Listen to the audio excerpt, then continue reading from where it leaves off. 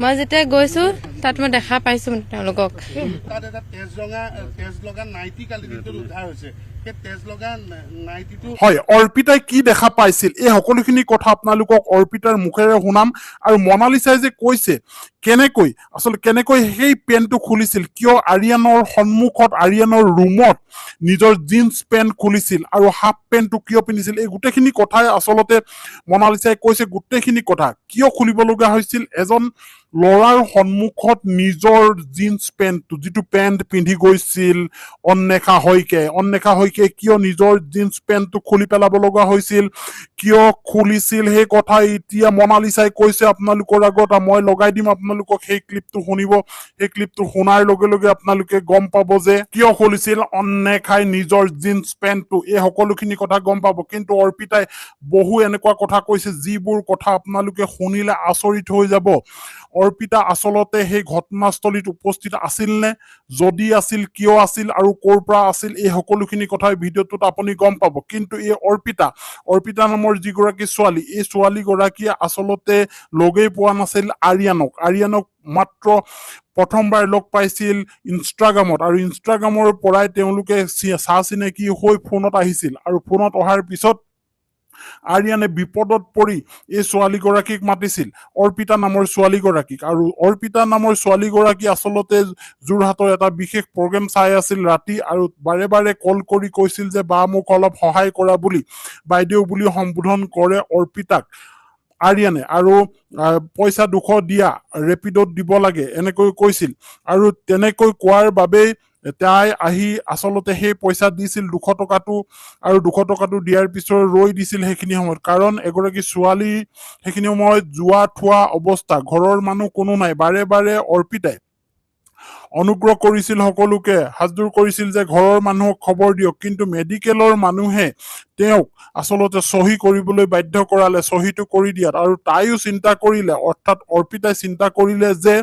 ঘৰৰ মানুহ যেতিয়া আহি পোৱাহি নাই গাৰ্জেন লাগে তেতিয়া ময়ে সহিটো কৰি দিওঁ কিজানি ছোৱালীগৰাকী বাচিয়ে যায় মানৱতাৰ খাতিৰত গৈ এই অৰ্পিতাই আৰিয়ানৰ লগত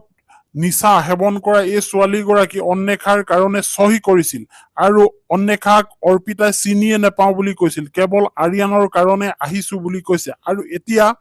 এই আৰিয়ানৰ কাৰণে আৰু অৰ্পিতাই এতিয়া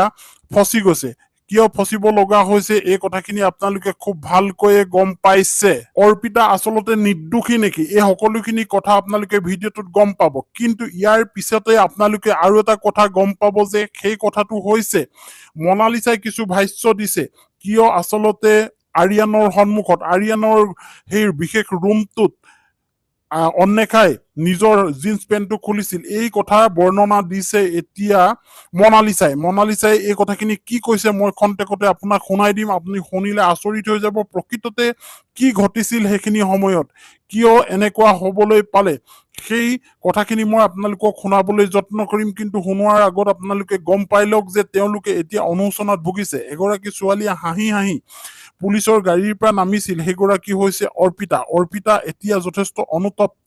বেয়া সংগৰ লগত থাকিলে যে এনেকৈ বেয়া হয় সেই কথাটো এতিয়া অনুভৱ কৰিছে অৰ্পিতাই আৰু সেই হাঁহি নাইকিয়া হ'ল আগত যিটো হাঁহি আছিল পুলিচৰ গাড়ীৰ পৰা নামিয়ে যিটো হাঁহি মাৰিছিল পুলিচ গৰাকীৰ লগত যেন বান্ধৱীহে হাতত হাত মিলাই গৈছিল সেই অৰ্পিতাৰ মুখত এতিয়া হাঁহি নাই কেৱল অনুশোচনা আছে কিয় মই এই ভুলটো কৰিলো আৰু তাকো আনক বচাবলৈ গৈ আৰিয়ানৰ চিনাকি আছিল অন্বেষাক চিনি নাপায় আৰু মনালিছাকো চিনি নাপাওঁ বুলি অৰ্পিতাই এতিয়া কথাখিনি কৈছে কিন্তু ইয়াৰ পিছত কি হ'ব সেয়া আদালতে ক'ব কাৰণ জেল হাজতলৈ ইতিমধ্যে প্ৰেৰণ কৰিবলৈ উদ্যত হৈছে পুলিচ 3 দিনৰ জিম্মাত লৈছিল আটাইকেইগৰাকীকে কিন্তু আৰু এটা কথা বিস্ফোৰক তথ্য গম পোৱা গৈছে যে এই যি আৰিয়ান আছিল আৰিয়ানে নিচাৰ শেষৰ ড'জটো মেডিকেললৈকো লৈ আহিছিল বুলি জনা গৈছে হয় যিটো ড'জ ল'বলৈ নাপালে আৰিয়ানে কয় যে মই তেনেকুৱা ধৰণৰ কোনো ড'জ নলওঁ আৰু এতিয়া গম পোৱা গৈছে আৰিয়ানে সেই ড'জ লয় এতিয়া শুনকচোন কি বুলি কৈছে আচলতে তেওঁলোকে তাত এটা তেজ লগা নাইটি কালি দিনটোত উদ্ধাৰ হৈছে সেই তেজ লগা নাইটিটো তোমালোক কাৰোবাৰ আছিল নেকি? নাই নাই আমাৰ সেইবোৰ একো নাই। তাইক কিছু সময়ৰ পূৰ্বে তোমালোকে ক'লা যে তাইক চুচুৰাই পেলাই আৰিয়ানে লৈ আনিছিল হয়নে? চুচৰাই অনা নাই, আমি দুটা মানে আমাৰ তাত তেতিয়া আনিবলৈ কোনো নাছিলে, আমি দুটা যেনেকে তেনেকে তাইক মেডিকেললৈ আনিব লওঁতে আৰু তাই যিজনী মানুহজনী মানে ফুলি ফুলি লগালে ফুলি ফুলি আহি আছিলে, তো আমি দুটা যিমানখিনি পাৰিছো আমি আনিব চাইছো আৰু মানে যেনেকে পাৰো যেনেকে মানে যিমানকণ পাৰো আনিবলৈ চাইছো। আৰু এটা শেষ কথা, সঁচা কথা কোৱাচোন, শেষ মুহূৰ্তত যেতিয়া তাই ঢলি পৰিছিল তেতিয়াও আৰিয়ানে লাষ্ট ড'জটো লৈ আহিছিল? সেইটো গম নাপাওঁ দেই, কাৰণ আমি তাৰমানে আমিতো ইমান মন কৰি থকা নাই ন, তাইক কেনেকে কি কৰো সেইটোৱে চাই আছিলো। চব মানে হেৰি টেনচনতে আছিলে সেইটো টাইমত, তাইক বচোৱা হেৰিতে আছিলে সেইবোৰ। ড'জটো লৈ আহিছিলে মেডিকেললৈ, লৈ আহিছিল ন? ড'জটো মেডিকেললৈ লৈ আনিছিল। আৰু তাই হাফ পেণ্ট পিন্ধি আছিলে, কেনেকে পিন্ধিব? তাই মই মানে তেহেঁতি কোৱা মতে তাই মানে ইনজেকশ্যনটো ভৰিত ল'ব লৈছিলে ন, তেতিয়া তাই নিজৰ জিন্সটো খুলি আৰিয়ানৰ ভাগৰ হাফ পেণ্টটো পিন্ধিছিলে, তো আমি সেনেকে মেডিকেললৈ আনিব নোৱাৰাৰ কাৰণে তাইক যেনে তেনে মানে জিন্স পেণ্টটো পিন্ধাই, তাইৰ ভাগৰ জিন্স যোনটো আছিলে সেইটো আমি পিন্ধাই মানে আনিব লৈছো। হয়, এয়া আছিল অৰ্পিতা আৰু মনালিছাই বহুত বিস্ফোৰক মন্তব্য কৰিছে। এতিয়া ওলাই পৰিল যে বহুতে প্ৰশ্ন কৰি আছিল এটা যে অন্বেষাৰ জিন্স পেণ্টৰ চেইন কোনে খুলিছে, তলত কেনেকৈ হাফ পেণ্টটো ওলাল নিজৰ পেণ্টৰ উপৰিও, এই সকলোখিনি কথা এতিয়া স্পষ্ট ৰূপত ওলাই পৰিছে। কাৰণ সেই নিচা ল'বৰ কাৰণে ইনজেকশ্যনৰ প্ৰয়োজন হয় আৰু সেইটো ভৰিত ল'ব লগা হোৱাৰ কাৰণেই তেওঁ সেই অন্বেষাই জিন্স পেণ্টটো নিজৰ খুলি লৈছিল। আৰু আৰিয়ানে যিহেতু মিছা মাতিছিল যে বাথৰুম যাবৰ কাৰণে তেওঁ মোৰ হাফ পেণ্টটো পিন্ধি লৈছিল বুলি কোৱা কথাটো সম্পূৰ্ণৰূপে মিছা, এই কথাটো পতিয়ন গৈছে। আৰু জোখতকৈ বেছি ড'জ লোৱাৰ কাৰণে তেখেতৰ এনেকৈ নাইকিয়া হ'ল এতিয়া স্পষ্ট ৰূপত। কিন্তু দুয়োগৰাকীকে দেখা গ'ল যে দুয়োগৰাকীয়ে এতিয়া যথেষ্ট অনুতপ্ত, কাৰণ অৰ্পিতাই তেওঁলোকক সহায় কৰিবলৈ আহি এনেকৈ ফচি গলো বুলি মিডিয়াৰ সন্মুখত ব্যক্ত কৰিছে। তেওঁ প্ৰগ্ৰেম চাই আছিল, মাত্ৰ 200 টকাটো দিবলৈ আহিছিল আৰু ৰাতিপুৱা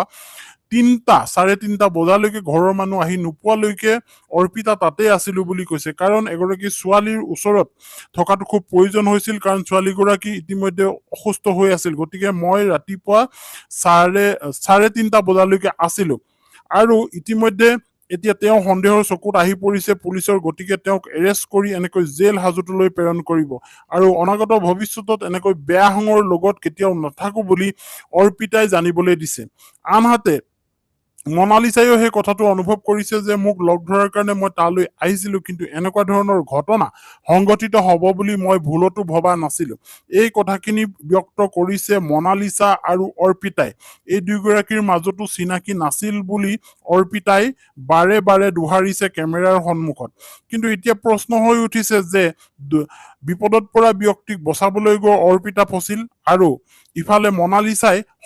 খঙৰ দুখত ফচিল। আৰু আৰিয়ানে আৰু অন্বেষাই আগৰে পৰাই এনেকৈ নিচা লৈ আছিল আৰু অংকিত নামৰ ল'ৰাজনে এনেকৈ নিচা যোগান দি আছিল বুলি গম পোৱা গৈছে।